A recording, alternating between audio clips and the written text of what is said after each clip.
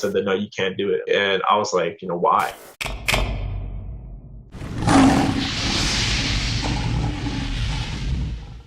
When you want to do a different thing than other people, people tend to, try to correct you, and they think you're crazy, or they think you're weird, or they think there's something's wrong with you. There's a lot of factors that made me who I am today. And I'd say one of them is just, the mental toughness that I had.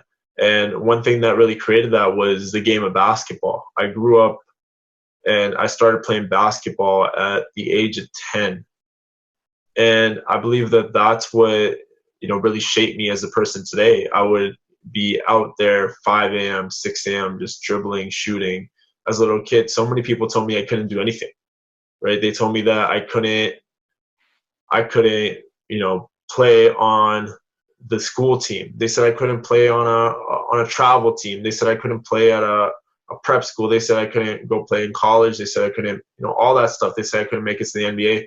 Whatever it was, they told me I couldn't do it, and that even came to a point where, like, people who I cared about the most were telling me that, people that, were the people that I'm supposed to be getting the most care from, the people that are supposed to be supporting me on this mission, said that, no, you can't do it. I mean, you're just, a brown kid, South Asian, you're supposed to be studying, you're supposed to be, becoming a doctor, lawyer, engineer, whatever, right? And I was like, why, right?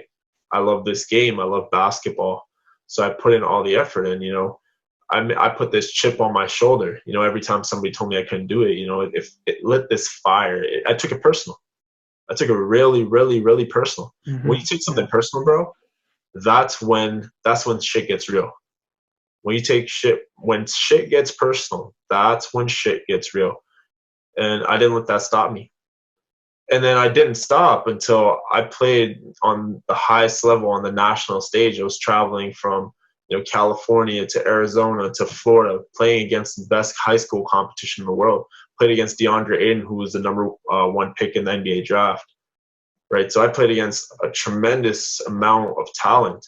That's because I worked hard to get there. And if you look at the root of the problem, it was that fire that the people lit inside of me. Yeah.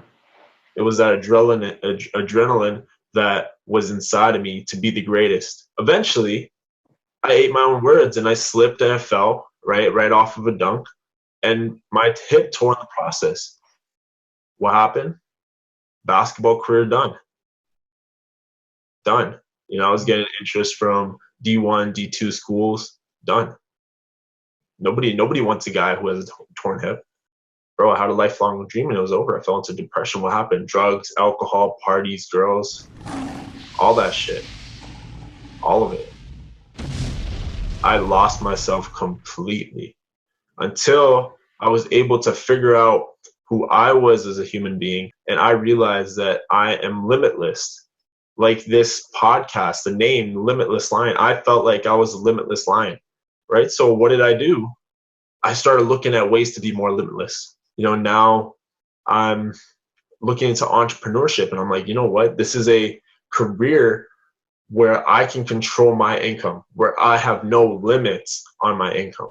That's the beautiful thing about entrepreneurism and capitalism as well, is that, there's no cap, right? And so it's this weird system that's been played that, people, they don't have that kind of mindset. Like, it doesn't get pushed onto you, right?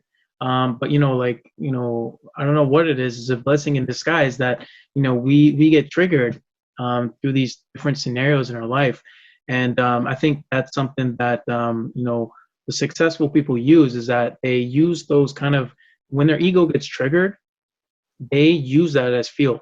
And so that's exactly what happened with you, is that when people were telling you no, it triggered you, and you were like, you know what, I'm going to prove you wrong.